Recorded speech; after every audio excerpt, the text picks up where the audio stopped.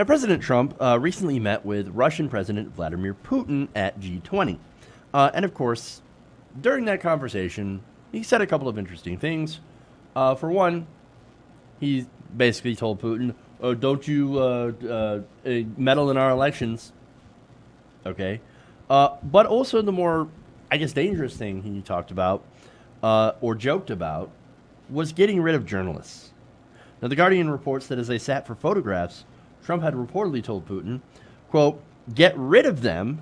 Fake news is a great term, isn't it? You don't have this problem in Russia, but we do. To which Putin had responded in English, quote, we also have, it's the same. Let's just get rid of journalists, guys. I mean, that's the president of the United States. The fake news is a great term. So let's get rid of the journalists, right? And then he looks up to Putin and says, well, you don't have a problem there. You don't have a problem with fake news and journalists. And why is that? That's because Putin murders journalists. You half-wit. 26 journalists so far have been murdered in Russia since Putin got into power. This is according to the Committee to Protect Journalists, right? Now, many of those journalists were investigative reporters that were looking into governmental corruption and abuse. So, look, but Jeff, you don't understand. That's not Putin's fault. Putin don't murder anybody.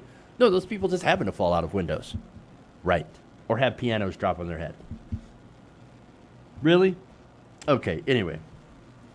The issue here is, of course, we have a president that has an absolute disdain for the First Amendment. He wishes he could be more like Putin, to have more of that centralized power, and to get rid of his political enemies.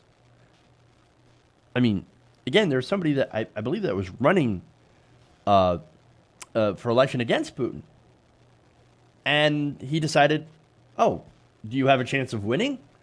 Well, I'm just going to throw you in prison then. That's what they do. They murder journalists and they imprison or kill their political opponents. That's right now what's going on in Russia. And Donald Trump looks at that and says, that's what I want to do. That's what I love, right? Now, look, when you hear somebody say, the president say, let's just get rid of all the journalists, now that's deeply disturbing, right? Yes, let's try to get rid of the people who try to hold us accountable. But I guess when you're deeply corrupt, you don't want to be held accountable. Of course, power never wants to be held accountable, right? So then he calls it fake news, calls them the enemy of the people, and that, of course, leads to a term called stochastic terrorism, which basically, you're basically inspiring terror, right? By saying these things. Enemy of the people, fake news, they're trying to destroy me, they're trying to destroy us. Somebody's got to do something about it. We need to get rid of the journalists. What do you think is going to happen? Some idiot out there with an arsenal is going to say, yeah, I got to get rid of the journalists. They're the enemy of the people. I've got to do something. Unfortunately, that's what happens. And of course, we saw that happen last year when 5 Capital Gazette employees were killed in their newsroom in Annapolis, Maryland. So it's already happened, right? Not only that, but you also had other incidents, including the murder and dismemberment of Jamal Khashoggi that happened in Istanbul. Now, these events, and the events that have happened in the United States actually, have led the organization Reporters Without Borders to add the United States to the list of the 5 deadliest countries for journalism.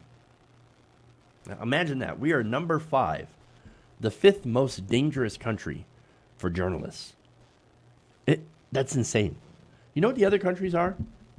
Afghanistan is number 1. Then you have Syria at number 2, India 3, and then Mexico. I mean, that's amazing. That is not a list that you want to be on, or especially really high up on. And it's a very dangerous job. In fact, in 2018, 53 journalists were killed worldwide. And of course, you had others that were in prison for doing their jobs. And here we have Donald Trump praising Vladimir Putin for allegedly getting rid of their fake news problem. I mean, Trump's such a bad guy. But we know that, of course, right? And so far, we're actually really lucky that we have a constitution that restrains him. But, I mean, freedom requires eternal vigilance, right? We cannot rely on just that to keep us safe. What we have to do is we've got to get Donald Trump out of office. Now, whether it be the 25th Amendment, which I think is a really good way to do it, or by voting him out of office. Of course, we do things by non-violent means, but we have to, or impeachment. We've got to get rid of this guy because he's a danger to democracy. He does not care about democracy. He does not care about freedom of the press, and so he is a dangerous guy, and he's got to go. Hey guys, hopefully you enjoyed that free video. Now I'm gonna have to ask you a favor.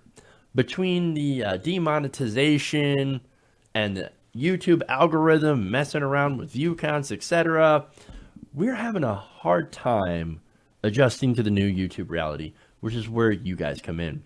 See, we have a Patreon, patreon.com/TYTNation, set up to help us rely on you guys, the viewers, instead of big corporate ads. Look, you know the show. You know how I'm not in favor of big corporations anyway. So help us transition away from relying on the ad model to pay the bills and sign up to be a patron, patreon.com/TYTNation. That goes a long way to help us keep the lights on. And you guys will know that you're supporting independent progressive media.